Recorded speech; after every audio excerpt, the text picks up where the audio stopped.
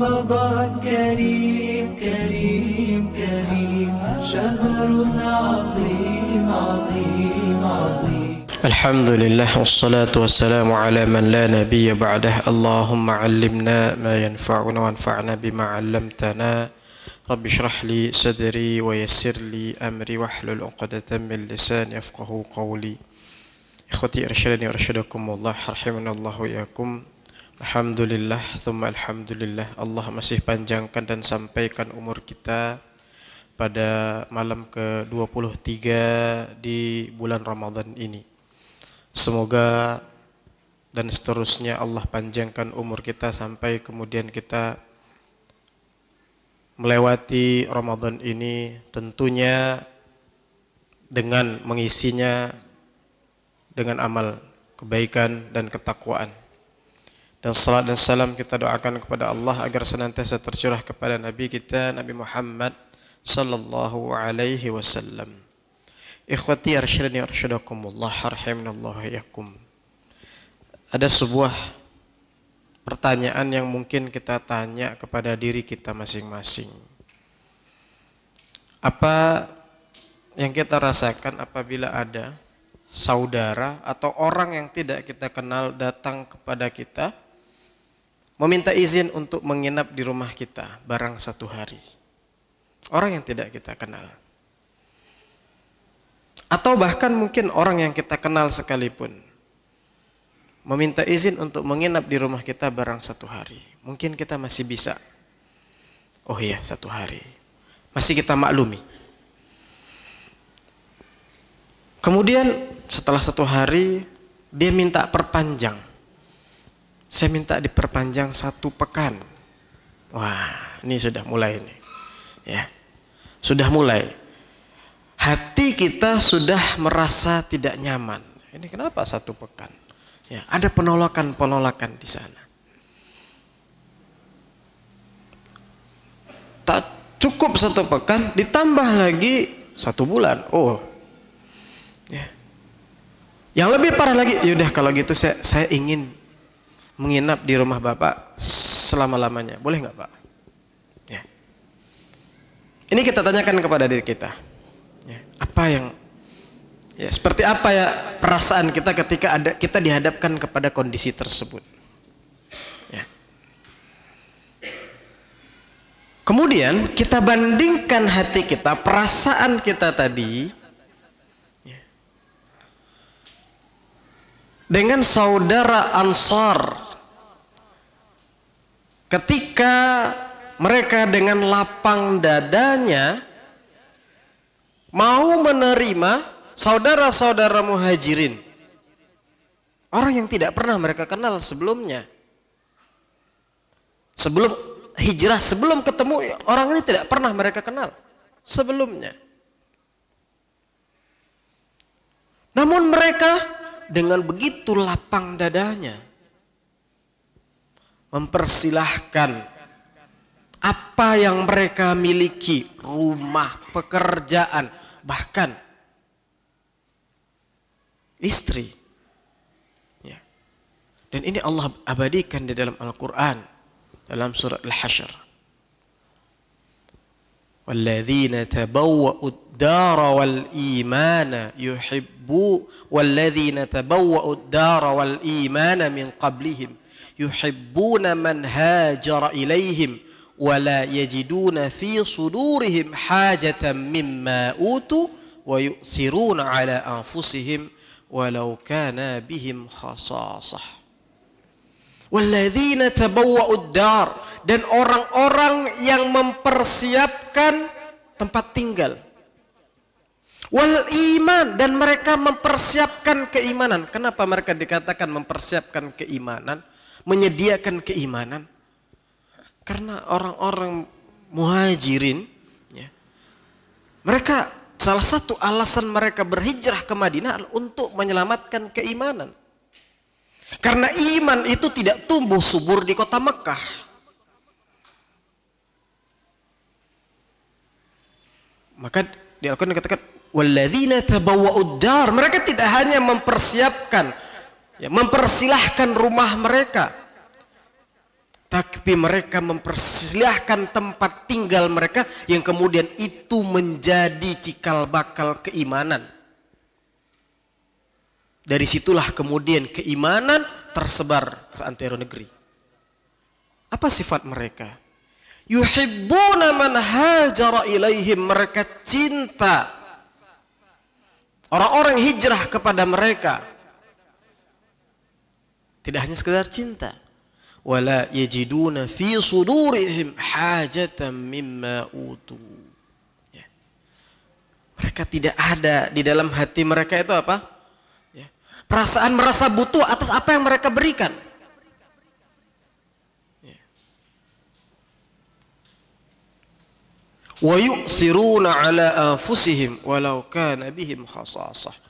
Ya. Dan mereka berlaku ithar, mendahulukan daripada diri mereka, meskipun diri mereka kesulitan.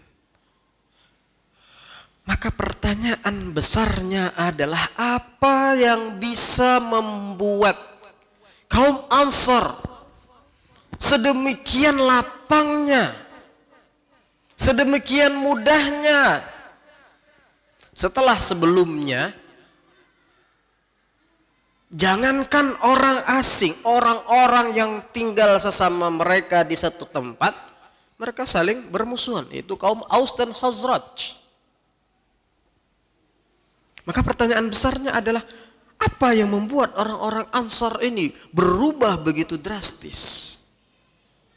Maka para ulama mengatakan, yang membuat mereka berubah begitu drastis dengan perubahan yang begitu dahsyat adalah cara interaksi mereka dengan Al-Quran. Mereka berinteraksi dengan Al-Quran dengan interaksi yang benar. Sehingga kedahsyatan Al-Quran,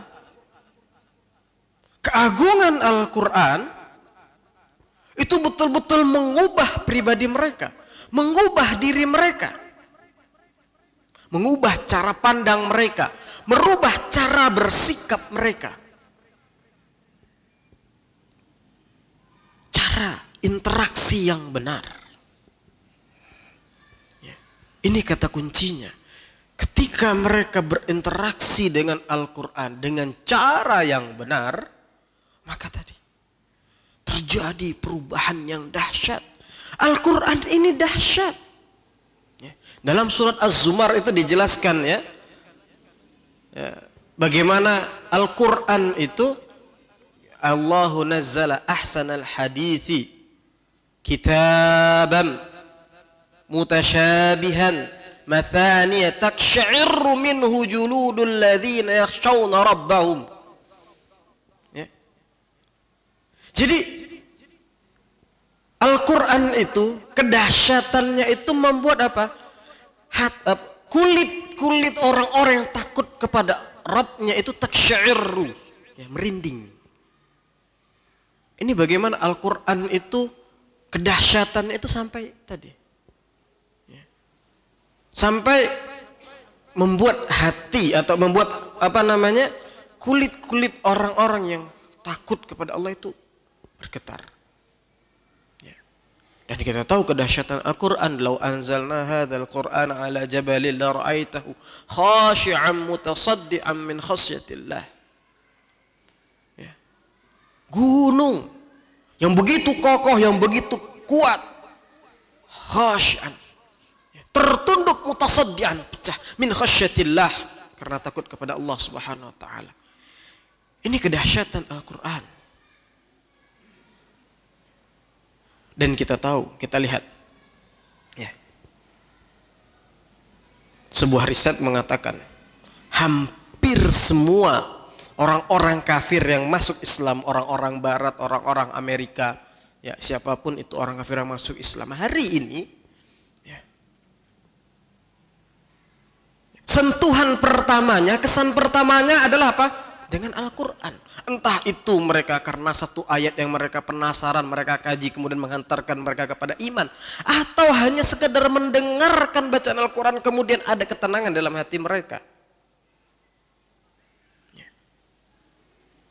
Ini kedahsyatan dan keagungan Al-Quran.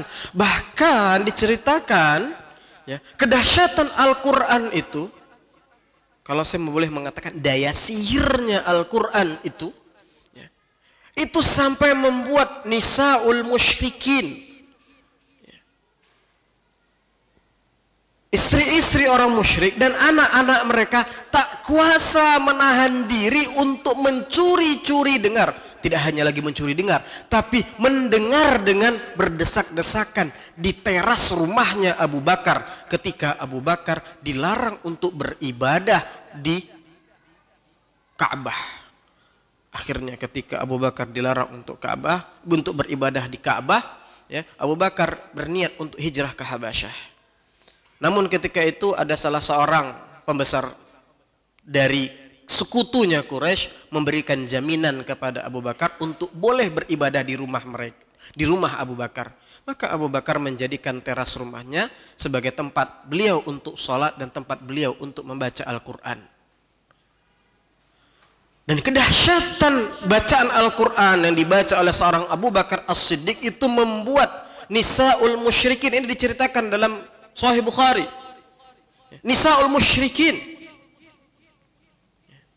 membuat istri-istri orang musyrik dan anak-anak mereka yataqassafu, berdesak-desakan di teras rumahnya. Mereka tak kuasa menahan kedahsyatan yang mereka rasakan dari Al-Quran. Ini adalah kekuatan Al-Quran, kedahsyatan Al-Quran. Maka pertanyaannya adalah, jika Ramadan adalah syahrul Quran, syahrul Ramadan alladzi unzila fihi al-Quran hudan linnasi wa bayyinatin minal huda wal furqan, maka pertanyaannya adalah, kita tanyakan ini kepada diri kita masing-masing. Saya tanyakan kepada diri saya dan jamaah tanyakan kepada diri kita masing-masing. Ketika kita berlomba-lomba menghatamkan juz per juz, lembar per lembar, juz per juz, ya, adakah kita rasakan kedahsyatan itu menyelinap di dalam hati kita? Ini kita tanyakan. Ketika tidak ada kita merasakannya, maka muncul lahir pertanyaan berikutnya atau kesimpulan berikutnya. Berarti ada cara interaksi saya yang salah dengan Al-Quran. Saya berikan permisalan begini, Bapak yang dirahmati Allah Subhanahu wa taala. Ketika kita sakit, kita datang ke dokter, ya. Ada salah seorang kita misalnya, ya, sakit, ya, datang ke dokter. Oleh dokter dikasih obat, ya. Sakitnya sakit asma, dikasih obat, pakai Ventolin, ya, yang disemprotkan, kemudian ada cairannya, kemudian membuat besar pembuluh di paru-paru sehingga lega, ya. Cara menggunakannya, Ventolin tadi dibuka mulut, dimasukkan, disemprotkan, ya. Baru kemudian, oke, sekarang ada salah seorang datang kepada dokter dikasih obat Ventolin, ya. Kemudian apa? Ya, ketika sakit, apa yang dilakukan? Dia ambil Ventolin, disemprotkan ke lehernya, kayak dia nyemprotkan parfum. Sembuh nggak asmanya? Sesaknya sembuh? Tidak. Ya. Kenapa? Apa gerangan yang membuat penyakitnya, asmanya tidak sembuh? Karena cara interaksi yang salah dengan obat. Bukankah Al-Quran itu syifa'un lima fis sudur? Penyembuh dari apa yang ada dalam hati kita, penyakit hati kita. Apa penyakit hati kita? Riya, sum'ah, ujub, apalagi hasad, iri, dengki. Apa lagi penyakit hati kita? Hubbud dunya. Apa penyakit hati kita lagi?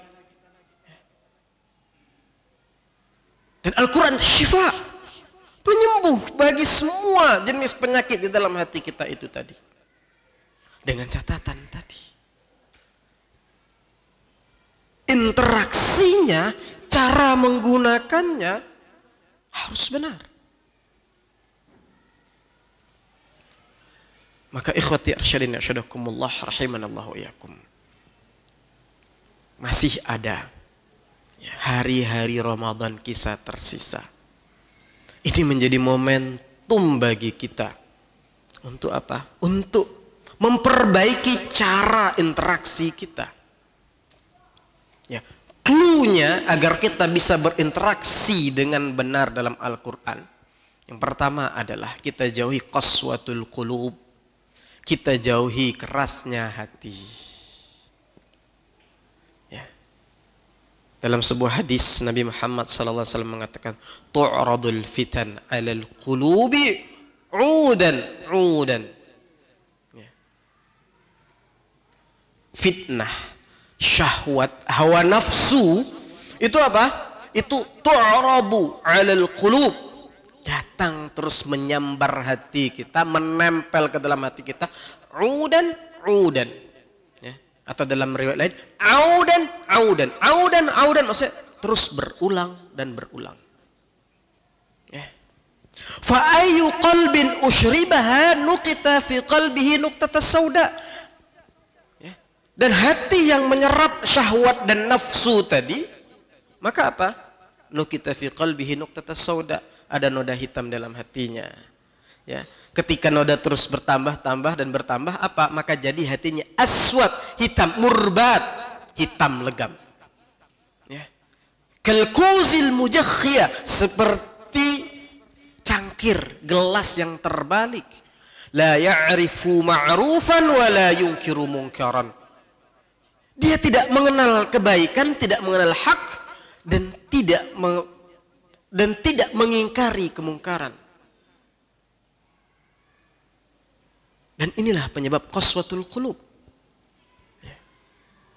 Sebagaimana bahkan qaswatul qulub, kerasnya hati, sebagaimana digambarkan ke dalam surat Al-Baqarah itu. Ya, thumma qasat qulubuhum fahiya kal hijarati aw ashaddu qaswa. Kemudian hati mereka apa? Qasat, mengeras. Fahiya kal hijarah, keras seperti batu. Bahkan lebih keras daripada batu. Dan ini menggambarkan siapa? Qaswatul qulub, keras hatinya Bani Israel. Kenapa qaswatul qulub Bani Israel? Mereka melihat ya, ketika Allah perintahkan untuk menyembelih Baqarah, mereka ngeyel tanya, warnanya apa? Oh, umurnya seperti apa? Warnanya seperti apa? Umurnya, warnanya, kemudian sifatnya. Kemudian setelah dapat Baqarahnya, disembelih, diambil lidahnya, dipukulkan kepada orang yang mati, hidup. Ya. Dia katakan yang membunuh saya ini adalah pamannya. Ya, kemudian dia mati lagi. Mereka melihat semua itu, tapi qasat, hati mereka keras. Kenapa? Mereka melihat keajaiban-keajaiban, kedahsyatan-kedahsyatan itu. Namun hati mereka tidak mengambil ibrah, tidak mengambil pelajaran. Sudah. Ya. Tidak bermanfaat bagi mereka. Bagaimana Allah menghidupkan orang mati. Ya, mukjizat. Maka qaswatul qulub, kerasnya hati, itulah penghalang dari seseorang mengambil ibrah dari mukjizat. Dan Al-Quran itu mukjizat. Kisah-kisah yang diceritakan Al-Quran itu mukjizat. Kisah-kisah terbaik yang Allah pilihkan agar menjadi ibrah bagi kita. Kisah-kisah orang yang ingkar kepada Allah. Kisah-kisah orang iman kepada Allah. Maka seharusnya ketika membaca kisah-kisah tersebut, hati kita mengambil ibrah. Ikhwati arsyadin asyadakumullah rahiminallah yakum. Maka tadi hindari oleh kita qaswatul qulub. Karena kalau hati kita keras, kita tidak akan mengambil ibrah, pelajaran dari Al-Quran. Kemudian bagaimana cara interaksi? Clue berikutnya yang kedua adalah tadabburul Quran. Afala yatadabbaruna al-Quran am ala qulubin aqfaluha. Kenapa mereka tidak mentadabburi Al-Quran? Apakah hati mereka terkunci mati? Mentadabburi Al-Quran. Hal yang mungkin bisa kita banggakan hari ini adalah apa? Kitab suci atau kitab yang paling banyak dibaca seluruhnya adalah Al-Quran. Saya bisa jamin itu. Apalagi di Ramadan. Namun hal yang menyedihkan adalah kitab yang paling banyak dibaca dan tidak dipahami isinya juga, naudzubillah, Al-Quran juga masalahnya. Berapa banyak orang yang membaca Al-Quran namun tidak paham? Ya. Maka ikhwati arsyadin asyadakumullah rahimanallahu iyyakum. Ya.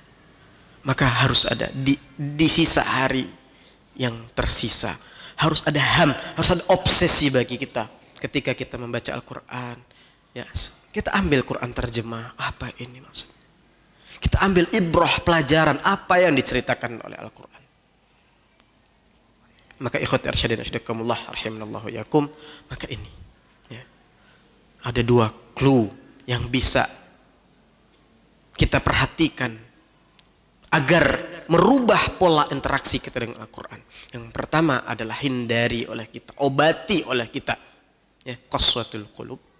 Ya, yang kedua adalah tadabburul Quran wa ma'ani. Karena Al-Quran ini kitab hidayah.